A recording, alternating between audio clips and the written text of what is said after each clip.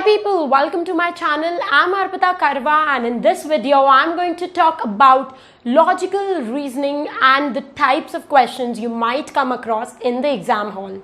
So this video is a part of the paper 1 series that I'm running on my YouTube channel. So if you are preparing for UGC NTA NET paper 1, then this particular video lecture series is for you. So do subscribe to this channel. Also click the bell icon so that you are notified every time I post a video on UGC NET paper 1. So if you look at the question paper, you will find that from the section of logical reasoning, two kinds of questions are asked in NET exam.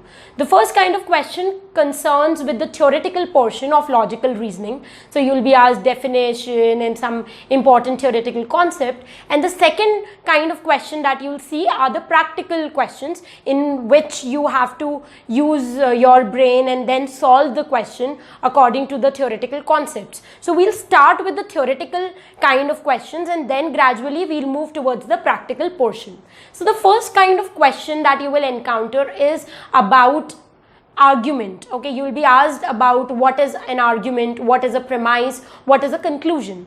So let's first understand what is an argument. In an argument you will have two things. One is the premise, which is sentences which supports the argument, and one is the conclusion.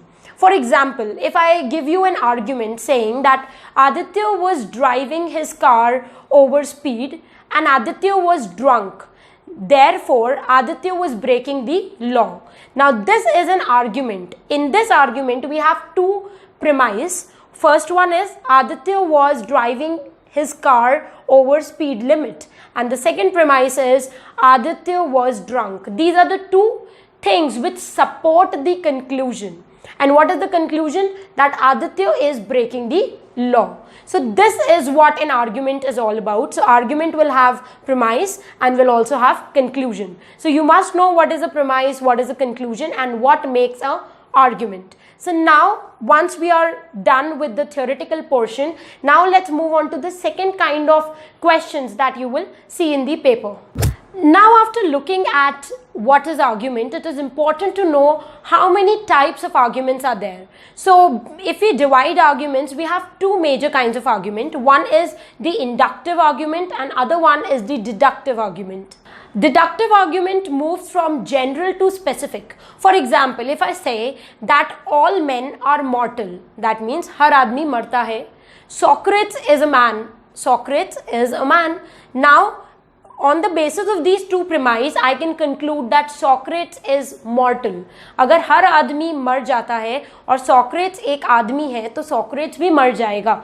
This is what is called deductive argument. You are moving from general to specific. General था all men are mortal. This is a general statement, and you move to specific. Socrates is a mortal man.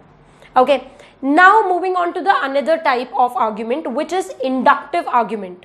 Inductive argument moves from specific to general. For example, if I say Earth revolves around Sun, Mercury revolves around Sun, and I know that Earth and Mercury are planets, so I can conclude that all planets revolve around Sun. So मैंने specific लिया, Earth revolves around Sun, Mercury revolves around Sun, and then I move to a general notion, which is all planets revolve around Sun.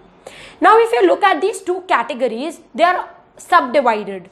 Deductive argument has two kinds of argument. One is valid argument and one is invalid argument. For example, all animals have hair, and I say that John has hair, and I conclude that John is an animal. Now this is not true, of course. It is not valid because all animals have hair. That is acceptable. John also has hair, but John is an animal. This is invalid. So this is a kind of invalid argument.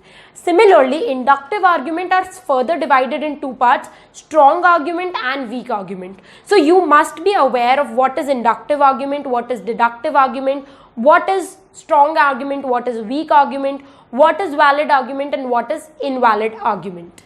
The next kind of theoretical question that you might see in the question paper is about types of definition. Types of definitions also come under logical reasoning. So there are various types of definition, out of which the common ones are stipulative definition. Now what is a stipulative definition?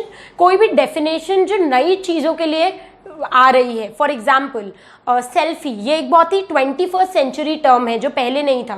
सो पहले की dictionaries में आप देखोगे तो selfie नाम का कोई भी शब्द नहीं है, ना उसका डेफिनेशन है.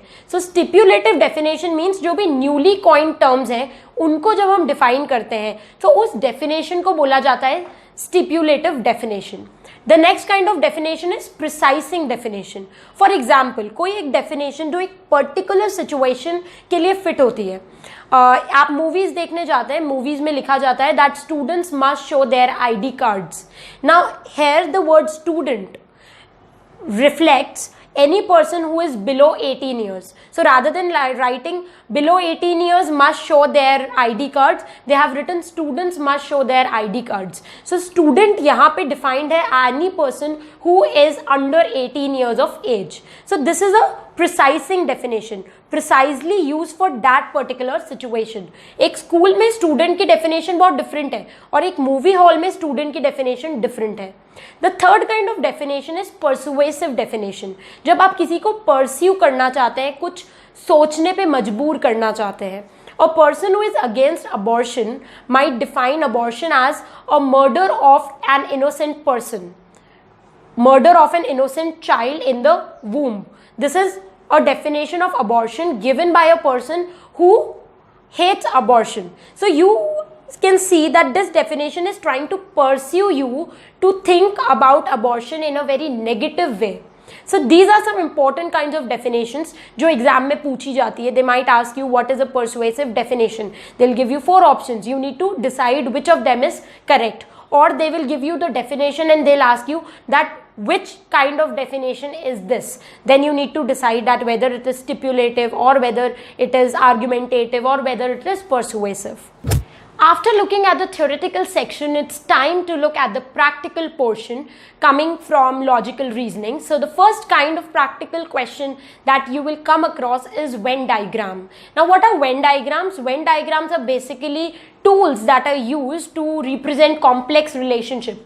For example, if I say that A set of people represents honest people, B set of people are sincere people, and C set of people are politicians, and I ask you that please tell me which of this set or which of this portion means sincere, honest politician. So if you can see, the intersection point of these 3 sets is the portion where you will find people who are honest, who are sincere, and also who are politicians. So this kind of complex relationship is denoted by the use of Venn diagrams. They sometimes give you Venn diagrams and ask question based on the Venn diagram, or they sometimes give you questions in which you have to make a Venn diagram and then answer the question. The next kind of question are premise and conclusion based question. In these questions you will be given premise and you will be given a set of conclusions. Looking at the premise, you need to tell which of the conclusion is correct. In these questions you have to make a Venn diagram in order to correctly look and find out the conclusion. For example, if I give you a question that all religious people are emotional and Aditya is emotional, so what is the conclusion? If you look at the Venn diagram, you'll see that if all the religious people are under the emotional set and if Aditya is an emotional person, then we can conclude that Aditya is religious. The next kind of questions are assertion reason questions. मैंने देखा है कि ये questions ना सिर्फ paper 1 में आते हैं but paper 2 में भी आते हैं. So you need to be very good at solving such questions, because अगर assertion reason questions आपको नहीं आते तो आप बहुत सारे marks अपने lose कर देंगे. And इन्हें solve करना बहुत easy है. हम एक example से समझेंगे. Assertion is a statement and reason बता रहा है कि वो assertion ऐसा क्यों है. For example, मैं अगर आपको बोलती हूँ that the assertive statement is we feel colder on mountains, हमें mountains पे ज़्यादा ठंड लगती है. रीज़न है टेम्परेचर डिक्लाइंस विथ ऑल्टीट्यूड, जितनी हाइट पे आप जाएंगे उतना टेम्परेचर डिक्रीज होगा. ठीक है, अगर मैं प्लेन्स पे रह रही हूँ तो टेम्परेचर इज 30 डिग्री, मैं माउंटेन्स पे जाऊंगी टेम्परेचर विल बी 5 डिग्री, तो 5 डिग्री पे ऑब्वियसली ज़्यादा ठंड लगेगी. सो अब असर्शन क्या है? एक स्टेटमेंट, और रीज़न बता रहा है कि असर्शन वाला स्टेटमेंट ट्रू क्यों है, क्या रीज़न है. तो हमें ठंड क्यों लगती है? क्योंकि टेम्परेचर डिक्रीज होता है विथ ऑल्टीट्यूड। अब सबसे पहले इस क्वेश्चन को सॉल्व करने के लिए आपको असर्शन और रीजन क्वेश्चन स्टेटमेंट को देखना होगा। असर्शन स्टेटमेंट को देख के बताइए क्या ये सही है। If it is true then mark T in front of assertion. Then look at the reason statement. क्या रीजन स्टेटमेंट सही है? क्या टेम्परेचर डिक्रीज होता है जब हम हायर ऑल्टीट्यूड्स पे जाते हैं? Definitely it decreases. So reason statement is also true. So अब आपने सबसे पहला स्टेप क्या किया कि आपने असर्शन और रीजन स्टेटमेंट को अलग अलग देखा और फिर आपने देखा कि क्या दोनों स्टेटमेंट सही है या कोई एक गलत है। अब अगर ये आपने देख लिया तो आप अगर अपने ऑप्शंस में देखेंगे तो एक ऑप्शन है assertion is true and reason is true. And now look at the link between these two statement. अगर आपने असर्शन रीजन के बाद में बिकॉज लगा के रीजन स्टेटमेंट लगाया तो क्या this statement is making sense? If this statement is making sense that means reason is a correct explanation of assertion. So this is how you solve the question. सबसे पहले आपको assertion और reason question को statements को अलग अलग देखना होता है। कई बार ऐसा होगा कि असर्शन स्टेटमेंट गलत होगा या रीजन स्टेटमेंट गलत होगा। In that category you will get either of the two options. Number one, assertion is true but reason is false, or assertion is false but reason is true. ये दो category आपको तब पता चलेगी जब आप assertion और reason statement को अलग अलग देखेंगे। तो आपको पता चल जाएगा कि इनमें से कोई एक गलत है। दैट मीन्स आपका जो ऑप्शन है वो या तो फर्स्ट होगा assertion is true and reason is false, या फिर सेकेंड होगा assertion is false and reason is true। अगर दोनों स्टेटमेंट सही है जैसे कि इस क्वेश्चन में है, उस केस में आपको थर्ड या फोर्थ ऑप्शन में से एक ऑप्शन सही मिलेगा।